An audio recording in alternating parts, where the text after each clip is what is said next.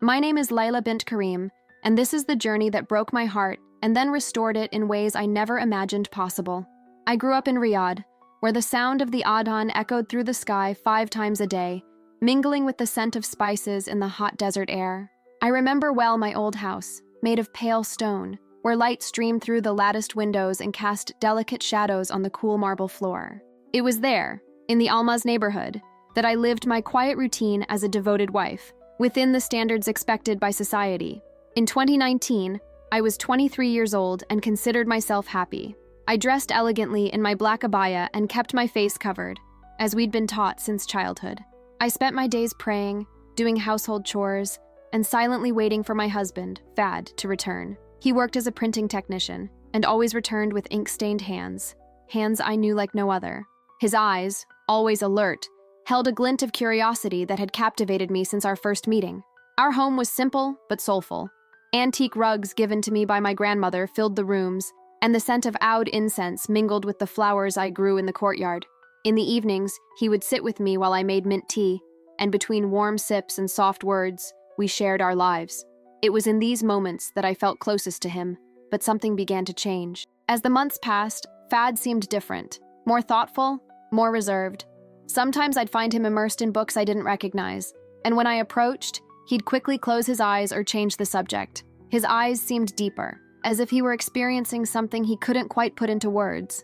When I asked, he'd just smile slightly and say, "I'm searching for something bigger, Jabibi. God is showing me a new path." I didn't know what this meant until that particular night in the first weeks of April. The air was heavy, and the sky promised a dust storm. When I went to look for Fad, I noticed that the office door was ajar. Peeking in, I saw the printer working and, little by little, pages piling up on the desk. I approached, silently, and that was when I saw what was before my eyes. They were pages from the Gospel, written in Arabic, with a calligraphy so beautiful it seemed almost sacred. My heart raced in my chest and I felt the blood drain from my face.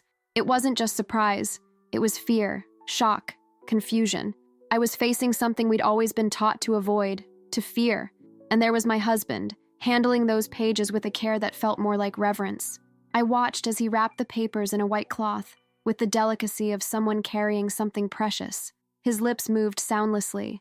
Perhaps he was praying, but not the prayers I knew. I stepped back, leaned against the hallway wall, and stood there, unsure of what to do, feeling my world begin to crack from within. How did we get to this point? I kept asking myself this question. When did it all begin? Why didn't he ever tell me? My mind was like a cage full of birds flapping their wings in despair. With each thought, the fear grew stronger. I lay beside him that night, but I couldn't sleep a wink. I lay there, motionless, listening to Fad's calm breathing, as if he were at peace with a world that, for me, had just collapsed. Moonlight streamed in through the cracks in the window, casting shadows across his face, and everything inside me was confusion, love, and dread. In Saudi Arabia, this wasn't a small mistake. It was a crime, a serious one. Being involved with Christian material could mean imprisonment, torture, or even worse. And me, I was his wife. If they found out, I wouldn't escape judgment or punishment. The following days were endless agony. Every buzz from the intercom, every strange footstep in the hallway made me flinch. When the phone rang, my heart seemed to stop in my chest. And while I lived in that constant state of alert, Fad remained the same. He would wake up early, perform his ablutions, and pray with even greater intensity than before. We would have coffee together, and he still made me laugh with his jokes. He would kiss my forehead before leaving for work, and sometimes he would arrive with flowers in his hand, as if nothing were happening. But I knew he was still printing those pages in secret, hiding them somewhere in the house. And this knowledge crushed me inside, as if I were being slowly suffocated. The weight was so heavy that even the simplest moments, like the smell of rice cooking or the sound of children playing in the street, felt like part of a life about to fall apart. I could no longer pretend it wasn't consuming me. So, on a warm evening, with the food scented with cumin and cinnamon, I decided it was time to ask, to look into his eyes and ask for answers. He arrived tired, his shirt still clinging to his body from the heat. I poured him tea as usual, but my hands wouldn't stop shaking. I sat in silence, watching him, and finally spoke. "Fad, we need to talk." He looked at me with that same calm expression as always, but something in my eyes told him this wasn't just any conversation. Without saying anything, he sat on the floor across from the low table, where where the plates of food now looked like part of a staged scene, beautiful on the outside, broken on the inside. "What's going on?" I asked quietly. I saw the pages, the Injil. The silence that followed was too heavy for words. The house felt small, cramped.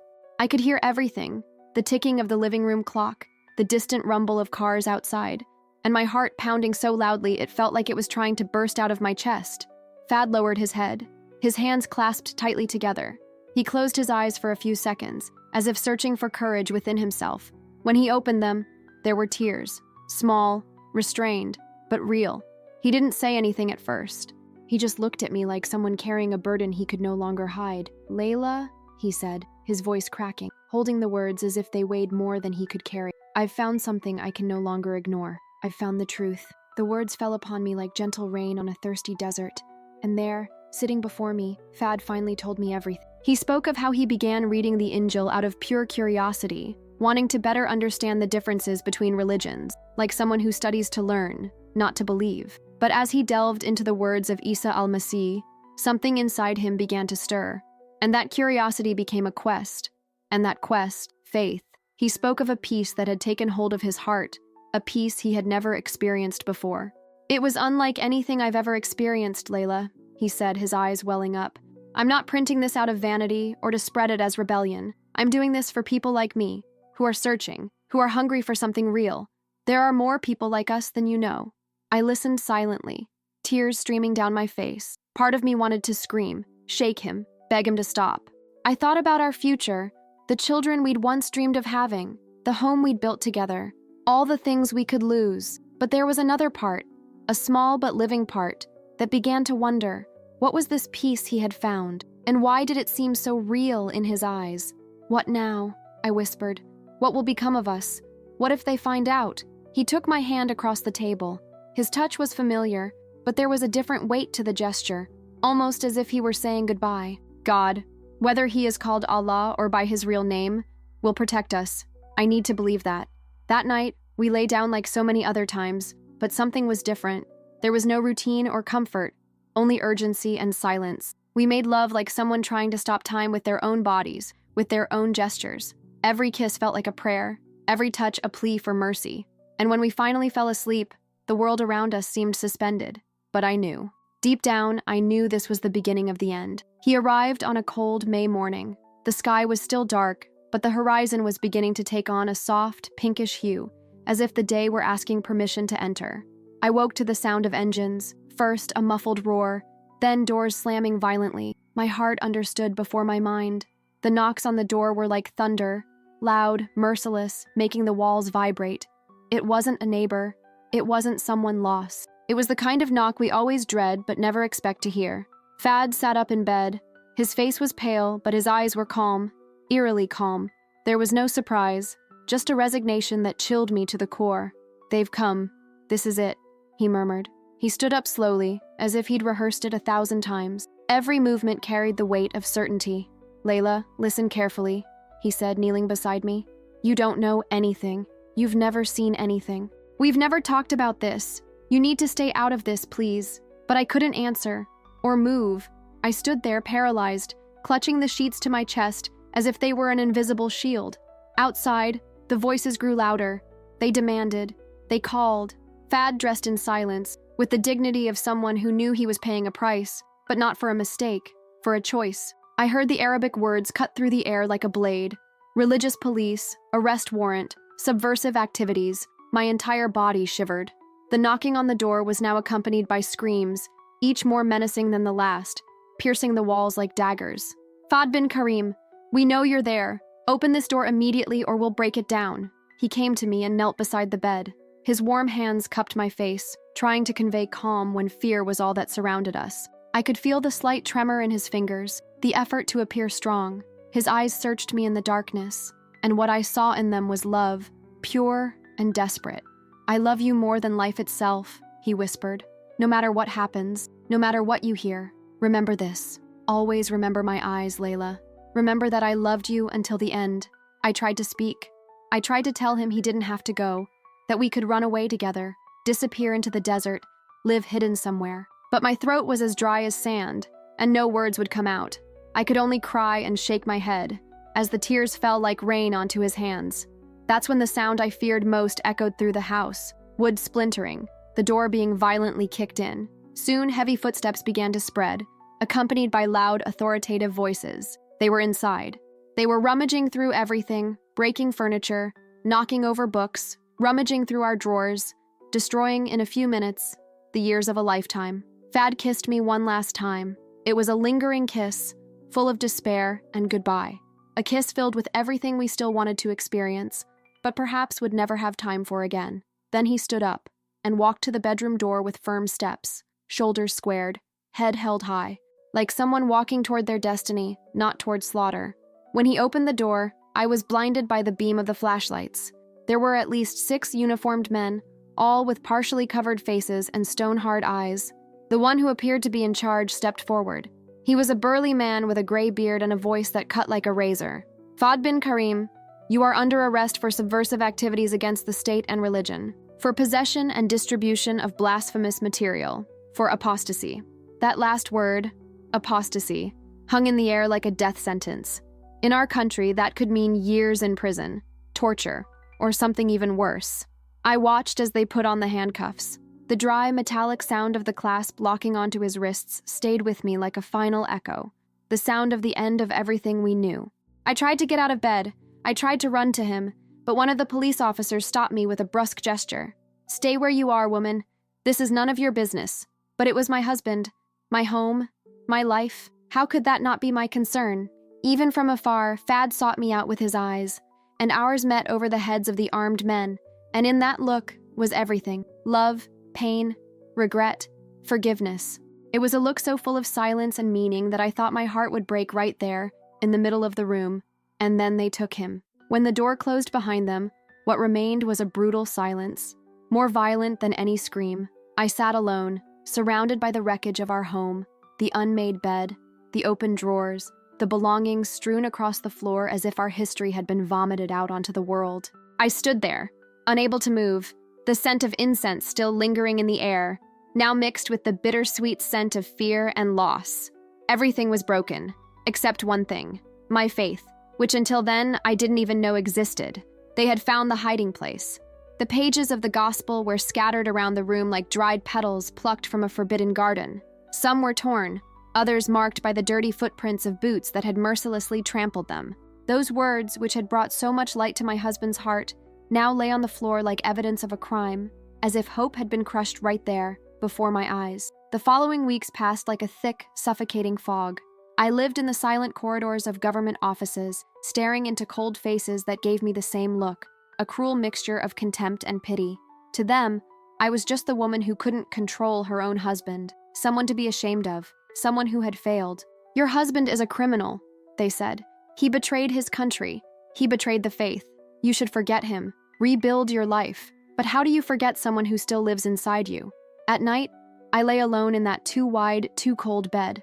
I hugged the pillow as if it were him. He was gone, and yet his scent was still there, like a whisper the house refused to erase. In the morning, I'd wake with that foolish, persistent hope that it had all been a nightmare, that I'd open my eyes and find him there, beside me, smiling. But the pillow beside me remained empty, a constant reminder of his absence.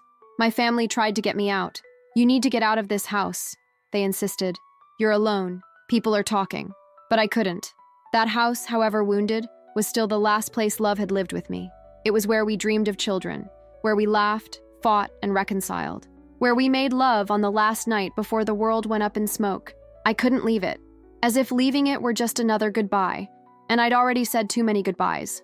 The only news I received came in fragments, small whispers, bits of information brought by neighbors, acquaintances with government ties, or distant family members.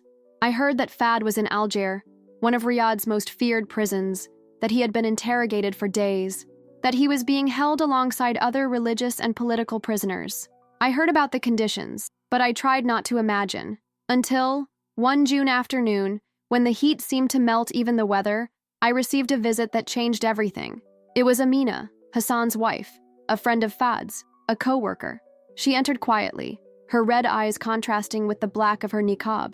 She sat with me on the floor, on the cushions that still held the scent of tea and conversations from long ago.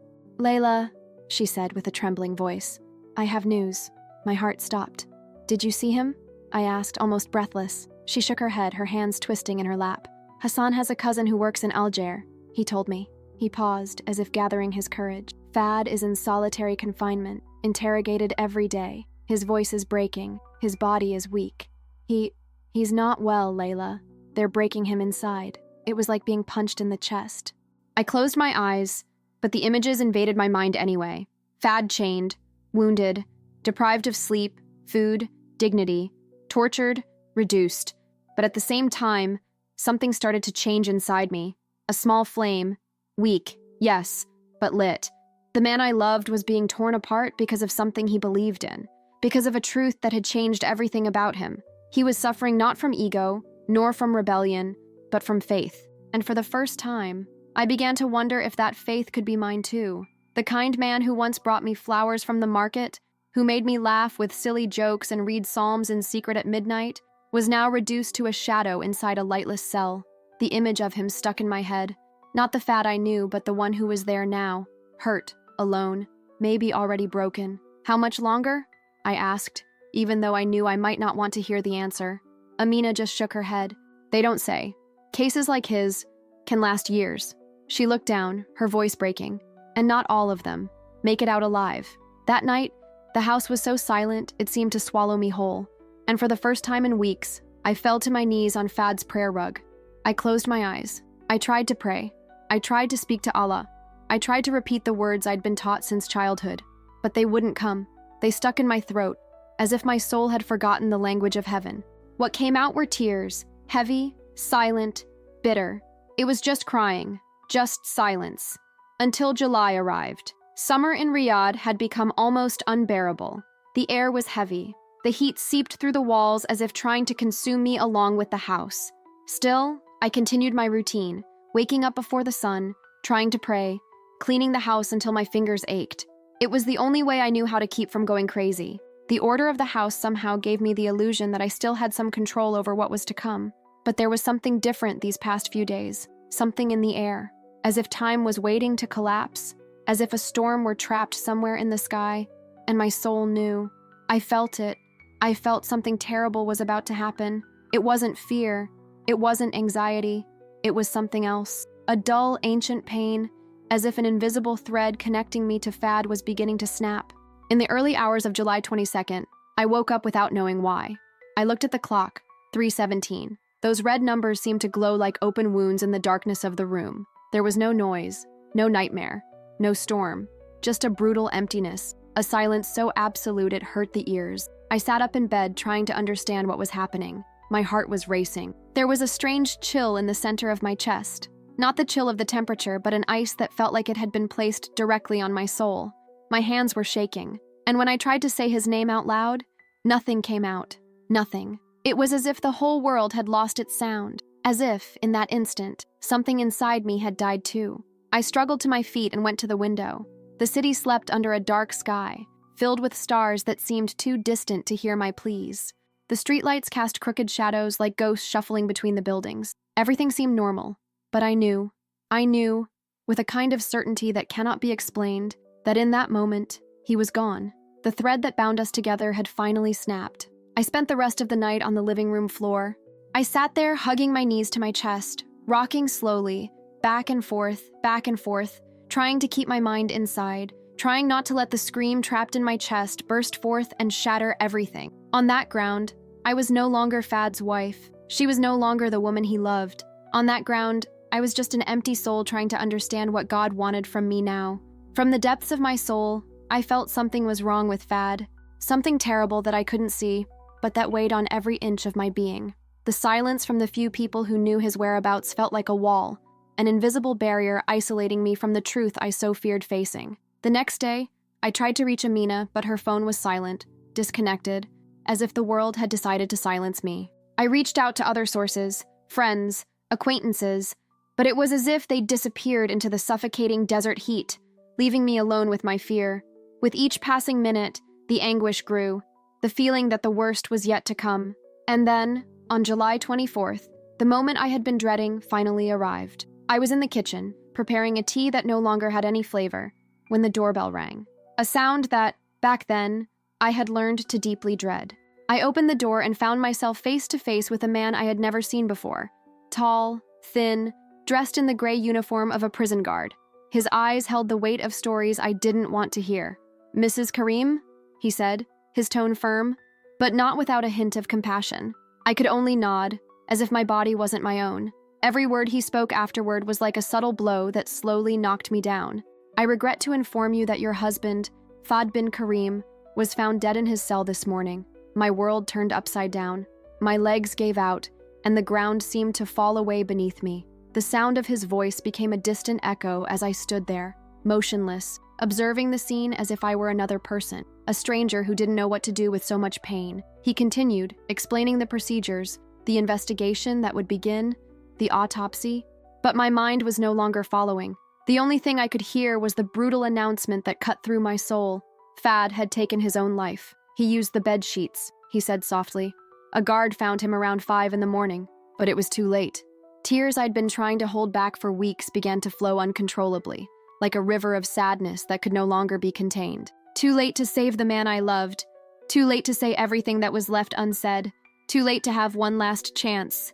The agent left me with a handful of seemingly meaningless papers and departed, leaving me alone with an emptiness so profound it seemed to swallow everything around me. That man, my husband, who had faced torture and imprisonment for his faith, for a love that transcends all, had surrendered to the final silence. I sat on the cold hallway floor, feeling the desert heat outside, but unable to feel anything but the pain that seemed to consume my entire heart. And there, amidst tears and memories, I began to understand that even in the darkest darkness, God was still with me, even when all seemed lost. I cried for him, for us, for the dreams that would never come true, for the children we would never have, for the touch I would never feel again, for the words of love that now echoed in the void. I cried until my body had no more tears to shed, until all that was left were dry spasms that made me shrink, as if someone was beating me from the inside.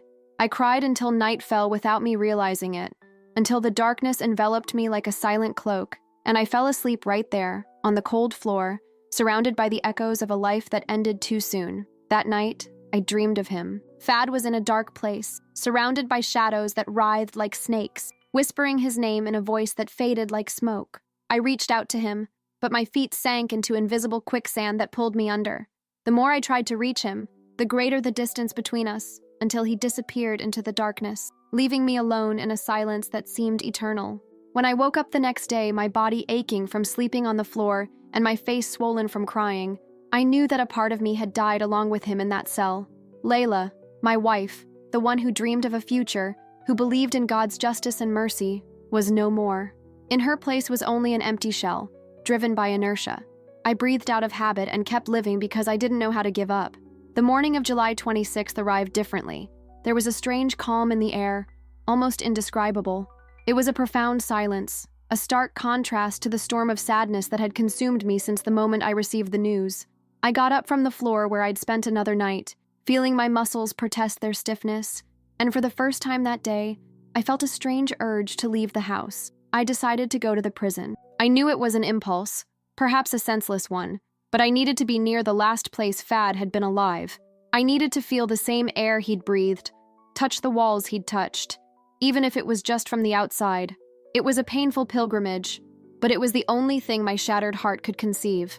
The taxi ride to Alger took almost an hour. The desert landscape flashed past the window, a golden blur under the blazing sun. The taxi driver, a gentleman with a white beard and kind eyes, initially tried to make conversation, but something in my face silenced him. The silence between us became a protection as we approached that concrete fortress, standing in the middle of the desert like a gray scar against the blue sky. When we arrived, I stood before the high walls, surrounded by barbed wire and watchtowers, where armed guards watched my every step. The sun beat down on the concrete, creating heat waves that distorted my vision, making everything seem like a cruel mirage. I knew they wouldn't let me in, that there was no one to welcome me, and that no goodbyes would be allowed. Still, I needed to be there. I needed to touch that ground, feel that place, even if only with my gaze. It was at that moment, in the middle of that expanse of hot sand and dry rocks, that something happened, something that would change everything forever. A guard suddenly appeared. He was young, maybe my age, with skin tanned by the desert sun, but his eyes held a strange mixture of hardness and confusion. At first, I thought he was coming to kick me out, to tell me I couldn't be there.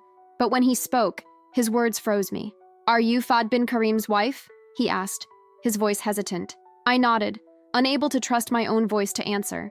He glanced around nervously, as if afraid of being overheard, and then stepped closer. I was on duty that night, the night we found his body. My heart raced, pounding so hard it felt like he could hear it. "What exactly happened?" I whispered, almost breathless. He ran his hand over his face, a gesture that betrayed something he could never forget. It was my shift on night patrol. It was 3 a.m. When I got to the cell, he was there, pulseless, not breathing, completely lifeless. Tears began to stream down the guard's face, but he continued, his voice trembling. I followed protocol, called the prison doctor, and reported the death. We started the paperwork. His body lay there for almost 2 hours, waiting for someone to come and collect him. 2 hours, ma'am. He was cold, stiff, dead. I didn't understand why he was telling me these painful details, but there was something in his eyes that told me the story didn't end there. Then he lowered his voice, almost to a whisper, as if reliving the moment. Something impossible happened. "What?" I asked, though I wasn't sure I wanted to hear it. He took a deep breath and said, "I heard a sound, a groan coming from the cell. When I looked, he was sitting on the floor, alive. He was breathing heavily, as if he had just run a marathon. My mind refused to believe it. This couldn't be real. I thought it was my imagination, exhaustion, stress, but the guard insisted. I called the doctor again. He had confirmed his death 2 hours earlier. When he arrived and examined him again, he couldn't explain it. His pulse was strong, his breathing normal. It was as if he had returned. "Back from where?" I asked, my heart in my throat. The guard looked at me, his eyes reflecting a mixture of fear and admiration. "I don't know, ma'am, but what happened next was even stranger. He started shouting one word over and over again. Jesus, Jesus, Jesus. He repeated that name as if it were all he had left, as if it were the only thing that mattered. The other guards were shocked. They had never seen anything like it. "So?" I asked, barely able to breathe. I tried to calm him down, to get him to explain. At first, he just repeated that name. Then he spoke of a bright place, a field full of light and voices singing. He said someone told him, "Come back, my son." And that's why he came back. My legs gave out. I sat on a nearby rock, trying to absorb this story that challenged everything I believed about death, life, and reality itself. The guard continued in a lower voice, almost like a shared secret. "Ma'am, I've worked in this prison for 5 years. I've seen a lot of death, but I've never ever seen anyone come back from the dead." He was silent for a moment, his eyes lost in some memory that seemed more real than the present. He spoke of the place Fad had described, golden fields stretching as far as the eye could see, a light that was gentle and welcoming, and a song, a melody so beautiful that even the songs of earth could not compare. With timid hope, I asked, "And how is he now? Is he okay?" The guard nodded slowly. "He's different, completely different. He's no longer the broken man we were interrogating. Now there's a peace about him, a calm I can't explain. He won't stop talking about that place, about that voice that told him to come back, and he sings a melody he heard in that bright field. It's beautiful, ma'am." Even the toughest guards were moved to hear it. I felt a turmoil inside me. 2 days earlier, I had been mourning my husband's death. Now, I was being told that not only was he alive, but he had brought something with him from that place, something so miraculous it seemed impossible to believe. And yet at the same time, it all made sense. That strange sensation, that profound emptiness I had felt in the early hours of July 22nd. Perhaps it was proof that something had died and been reborn within him. With a trembling voice, I asked, "Can I see him?" He shook his head regretfully. "The rules are strict, especially after what happened. The superiors are nervous, and when they don't understand something, they get even stricter." But, he confessed, he was being treated better now. There was respect, or perhaps fear among the guards, a silent recognition of the transformation he was carrying. We sat in silence, the desert heat enveloping our conversation like a heavy blanket. Before leaving, the guard handed me a small, yellowed, carefully folded piece of paper. He asked me to give this to you in case you ever asked about all this. He said it was important. My hands trembled as I unfolded the paper. The handwriting was unmistakably Fad's, but the words, they were unlike anything I'd ever seen. They weren't entirely in Arabic, but they were laced with a strange language, as if trying to translate something that didn't exist in this world. "My dear Layla," the note began, "if you're reading this, It's because you heard about what happened to me. Don't be afraid. I'm alive, more alive than I've ever been. I've seen the place we'll go after this life, and it's more beautiful than we can imagine. Jesus is real, Layla. He's the one who brought me back. The song I heard there. One day I'll sing it to you. I love you beyond words, beyond life, beyond death. Soon we'll be together again. I read those words and felt something ignite within me, a flame of hope, a living testament that love and faith can transcend even the shadows of death. At the end of the note were verses that sounded like excerpts from a song, written in a shaky handwriting, full of emotion. Return, my son, to the burning earth. Bring my light to aching hearts. In golden fields her soul danced. Now come back. My love, you have proven yourself. I read those words over and over, tears streaming down my face, staining the ink on the paper. But they weren't tears of despair, like the ones I'd shed so often in the past few days. They were tears of something I hadn't felt in a long time. Hope. My husband was alive, and not just alive, but transformed by something that defied all logic and human understanding. He had crossed the line between life and death and returned different, marked by an experience that had everything to do with Jesus, that same sacred name he had secretly written before his arrest. For the first time since it all began, I felt that perhaps there was a greater purpose behind all that pain. Perhaps there was an invisible plan, a path I couldn't yet see clearly, but which was beginning to reveal itself like the first rays of sunlight breaking over the desert horizon. The days following that encounter with the guard passed like a strange dream. For the first time in weeks, I didn't wake crushed by the weight of despair. Instead, I felt a restless anticipation, as if something miraculous was yet to come. I carried Fad's note with me everywhere I went, neatly folded in the inside pocket of my backpack. Whenever anxiety threatened to overwhelm me, I would touch that piece of paper, as if it were a talisman keeping the flame of hope alive. It was on the morning of August 2nd that everything changed again. I was in the kitchen, making a breakfast I probably wouldn't eat, as I had every morning since I learned Fad was alive, when the phone rang. The sound startled me so much that I dropped the teacup I was holding, shattering it with a loud crash that seemed to echo throughout the house like a sign of something big about to happen. With trembling hands, I answered the phone. Mrs. Karim? The voice on the other end was official, but it carried an almost incredulous confusion, very different from the rigid voice that had brought me the news of my husband's supposed death. Yes, I managed to reply, almost in a whisper. This is Captain Al-Rashid from Al-Jair prison. I need to inform you that your husband, Fad bin Karim, will be released this afternoon. Words echoed in my mind, but my brain refused to process them. Excuse me? Your husband will be released today at 4 p.m. You can come and pick him up. My voice cracked. But what about the charges? What happened? There was a long silence, as if the captain struggled to find the right words. Mrs. Karim, I'll be honest with you. The charges were dropped by direct order of the ministry. I haven't received any explanation for this decision. Withdrawals? I repeated, as if saying it out loud would make sense. I don't know how to explain it, ma'am. In my 20 years working in the prison system, I've never seen anything like it. A case of apostasy, with clear evidence, testimonies, confiscated material, and suddenly, an order for immediate release, without conditions, without explanation. I could hear the genuine confusion in the captain's voice, and it only made it all the more surreal. Is he okay? I asked hesitantly. Yes, ma'am, he's healthy. In fact, better than ever. Completely transformed. The doctors simply couldn't fathom the state Fad was in, both physically and mentally, especially after everything he'd endured in his first few weeks in prison. When I hung up the phone, I stood there in the kitchen, surrounded by the shards of the cup I'd dropped, trying to process this almost unbelievable news. After all this, he was going to be released.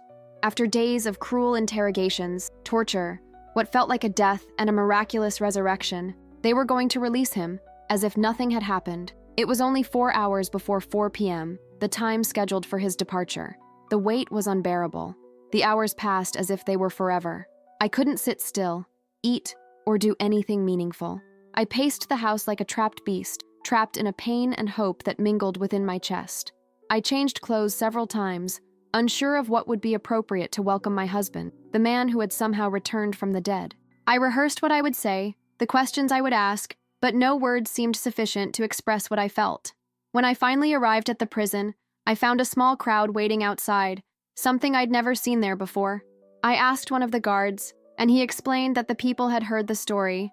The news had spread quickly, even with the attempts to keep it quiet. People were curious, eager to see the man who had died and returned singing about Jesus and golden fields.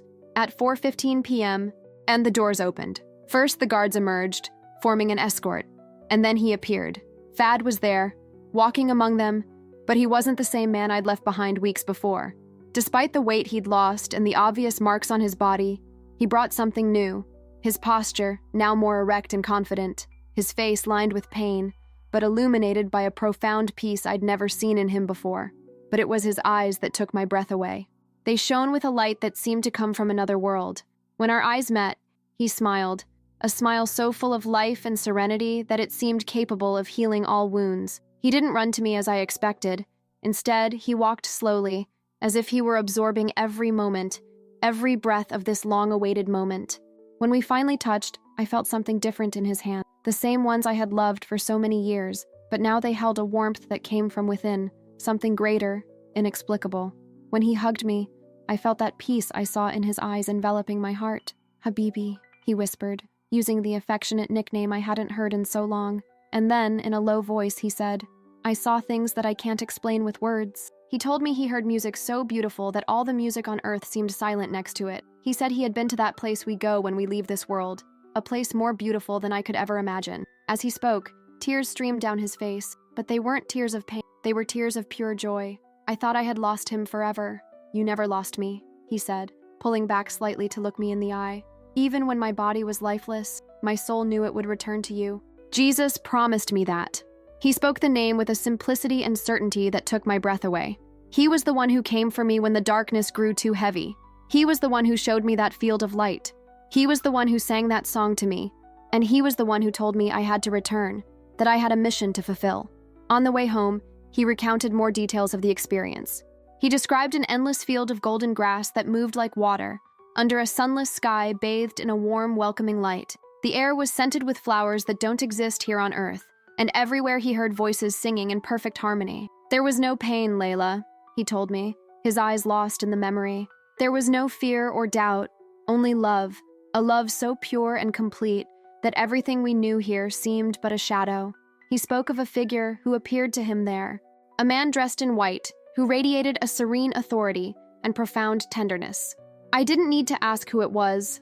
I just knew in my heart. He said my time hadn't come yet. Thad continued.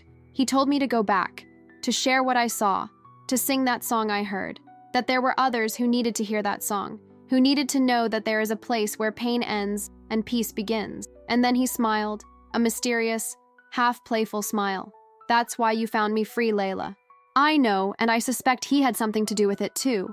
God's ways are mysterious, but always perfect. When we got home, everything seemed exactly the same, and, at the same time, completely different. The furniture was where it always had been, the photos hung on the same walls, but the air seemed charged with a new hope, an expectation I couldn't explain. Thad walked slowly through the rooms, touching each object as if it were the first time he had seen it. "I thought I'd never see this place again," he confessed to me, stopping at the living room window where our roses grew in the courtyard. Every detail, every shadow, everything now seemed like a gift. That night, as we lay in bed for the first time in months, he sang to me the song of that field of light. His voice, always beautiful, now had a different quality. It seemed to come not just from his throat, but from his very soul. "Times, my son, to the burning earth. Bring my light to wounded hearts. In golden fields her soul danced. Now return, you have proven my love." The melody was simple, yet unforgettable. The words, even in Arabic, had such a pure rhythm that they penetrated barriers, speaking directly to the heart. As I listened, I felt something opening inside me, doors in my soul I didn't even know existed. "What does all this mean?" I asked when he finished singing. He pulled me closer and replied with a calmness that filled my heart. "It means that God never abandons us. Even in the darkest moments, He is there, waiting to lead us home.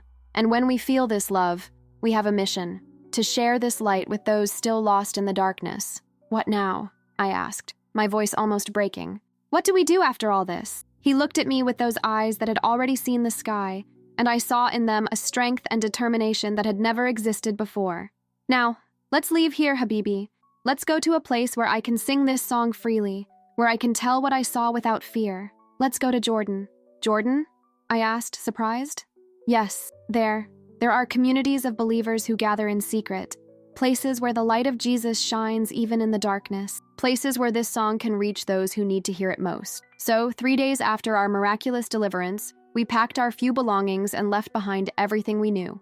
It was a painful decision, abandoning family, friends, the safety of our relative, but we knew we had no choice. Something deep within us had shifted. We could no longer pretend nothing had happened. We could no longer live as if we hadn't touched heaven. The journey to the border was tense, yet curiously peaceful, as if an invisible hand were opening doors and silencing any questions that might have arisen. When I finally stepped onto Jordanian soil, I knew we were beginning a new life, a life born from death and blossoming into resurrection. Amman welcomed us with a different energy, an air of hope. The Jordanian capital, with its hills covered in pale stone houses and streets that undulated like the sea, was a world away from Riyadh. Here, the air seemed to breathe more freely.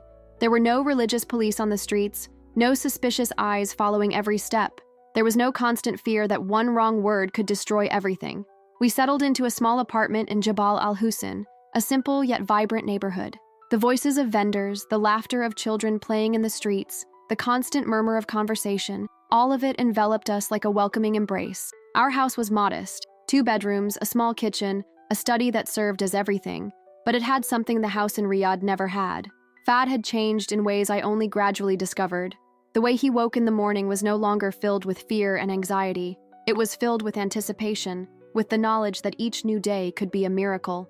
He rose before the sun, not for the traditional prayers we'd always done, but for something new, a quiet moment of conversation with Jesus. And that time left him with a serene smile that lasted all day.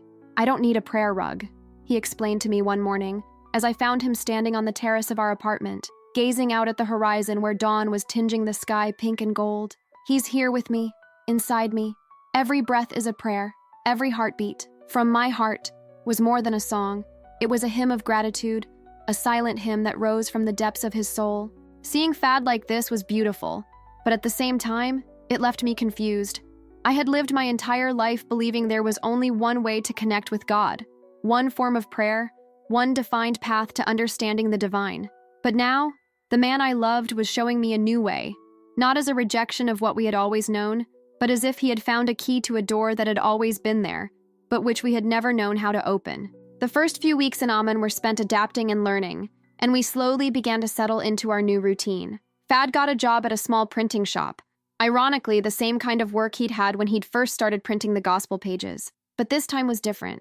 There was no more fear, no more secrets. The owner of the shop, an older Christian man named Boutros, knew our story and welcomed us as if we were family. "I've been waiting for someone like you," Boutros said at the end of his first day of work, his eyes shining with the wisdom of a faith cultivated over the years. Someone who saw the other side and came back to tell the tale. It was he who introduced us to the discreet world of believers in Amman. It wasn't so underground. Jordan had a religious tolerance that Saudi Arabia didn't. Still, the meetings of Arab Christians, especially those who had left Islam, took place in private homes, in basements, discreet places where they could worship and share their stories without attracting attention. The first time Fad sang his heavenly song at one of these gatherings, the impact was immediate and profound. We were in a basement in Jabal Amman, a small space lit by candles and soft lamps, where 15 or 20 people had gathered for what they simply called a get-together. Men and women of all ages were there, some lifelong Christians, others like us, who had found a new path. When Boutros introduced Fad and asked him to share his experience, something changed before my eyes. He stood in the center of the circle and for a moment was silent, as if remembering not only the experience, but the sensation of being in that illuminated field. Then, with a voice that seemed to come from a place beyond his vocal cords, he began to sing, "Return, my son, to the burning earth. Bring my light to aching hearts. In golden fields your soul danced. Now come back, my love. You've proved it." The silence that followed was profound. It wasn't the awkward silence that arises when an audience doesn't know how to react. It was a sacred silence. The silence of people who had been touched by something from heaven. I saw tears well up in the eyes of those time-scarred men, faces that seemed to light up as if they had witnessed the sunrise after an endless night. After the meeting, an older woman named Miriam approached Fad, her face wet with tears. She had lost her son in an accident years ago.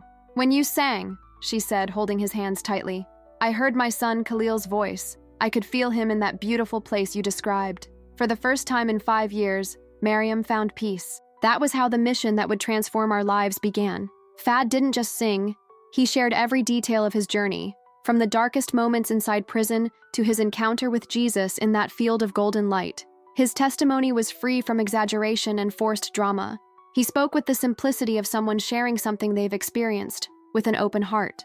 News of the song spread quickly among the community of believers in Amman. Soon, we were invited to gatherings in different neighborhoods of the city, and then in other Jordanian cities. Each time Fad sang, something special happened. It wasn't just silent tears or looks of wonder.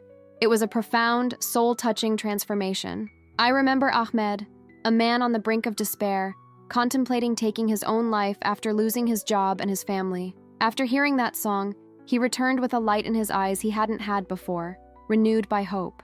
We also met Fatima, a young woman who had been rejected by her family for her newfound faith.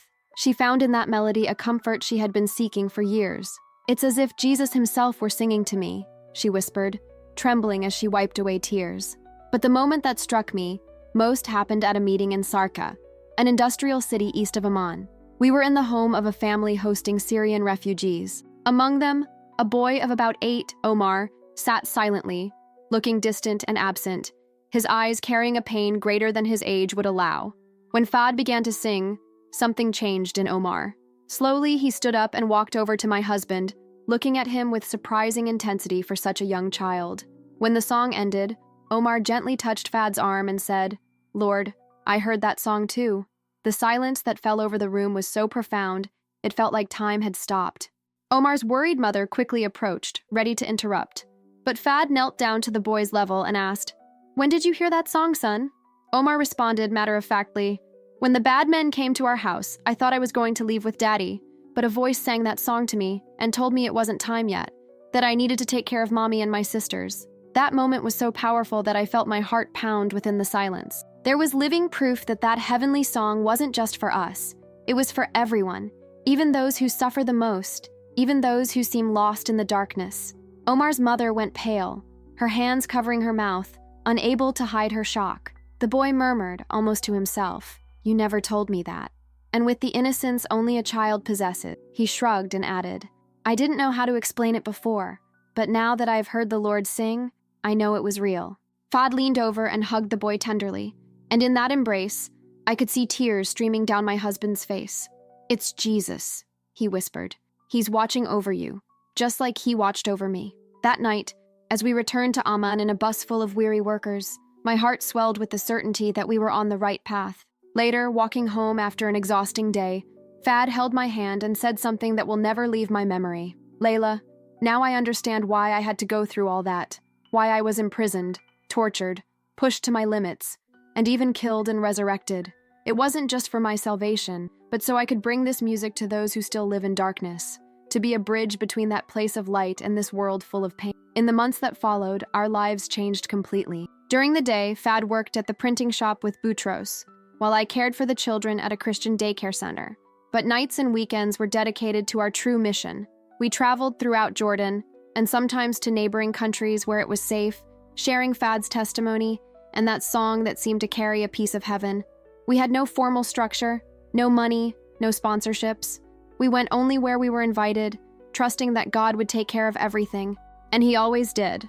There was food when we were hungry, a place to sleep when we were far away, and open hearts wanting to hear our story. It was as if we were living in a constant state of provision, a miracle that never ceased to amaze me. Almost a year after arriving in Jordan, we attended a meeting at a large church in Amman. There were over 100 people, including leaders from several Christian communities. After Fad sang and shared his story, one of the leaders approached us, overcome with emotion. He said, "I've been in ministry for over 30 years. I've heard many testimonies, but what you bring, Fad, is different. It's like you've brought a piece of heaven here to us." Then he looked at me and added, "And you, Sister Layla, have a powerful testimony too. The faith of a wife who never gave up hope, who believed even when all seemed lost. That too is a miracle." He was right. My transformation was slower, but just as real as Fad's. I didn't experience the dramatic physical death and resurrection like he did, but I experienced my own spiritual death and rebirth. From a woman who followed traditions without question, I became someone who experienced the power of a living faith. reborn through the love and hope we saw unfold before our eyes. The brother continued, his voice filled with seriousness and hope. We want to invite you to carry this message forward. There is a secret network of churches scattered throughout the Middle East, places where believers gather in secret because they have no other option. They need to hear what you have to share. And so our ministry began to grow beyond what we could have ever imagined. We were no longer limited to Jordan. We began traveling to Lebanon, to some areas of Iraq where it was safe to go, and sometimes even to Egypt, always carefully, always discreetly, always with hearts full of faith. Bringing that heavenly song to places where hope seemed to vanish and pain was constant became our mission. In every corner we visited, the response was the same. There was something in that melody, something in the way Fad sang, that transcended barriers, cultural, linguistic, religious. It was as if the song carried within itself the presence of the luminous field he had described, a light that touched every soul. It's been 6 years since we left Saudi Arabia. 6 years since Fad died in that cell and came back singing. Now, as I tell him all this from our small apartment in Amman, I can hear his voice nearby, rehearsing once again that song he's sung hundreds of times, but which never loses its power or its freshness. Return, my son, to the burning earth. Bring my light to aching hearts. In golden fields her soul danced. Now return. My love has been tested. Tomorrow we will travel to a small town in northern Jordan, where a group of Syrian refugees have asked to hear our story. The day after tomorrow, we will head to Beirut for a conference of Arab Christian leaders. Next week, God willing, we will cross into Iraq, where a community of believers has been waiting for months to hear the song of heaven.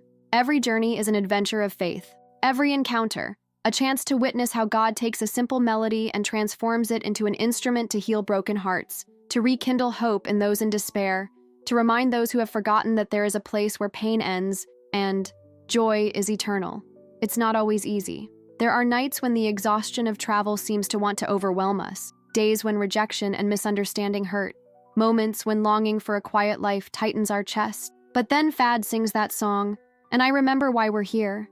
I know we've touched something heavenly, and that this experience has given us a sacred responsibility we cannot ignore. Sometimes I wonder what would have become of us if Fad had never started printing those pages of the gospel.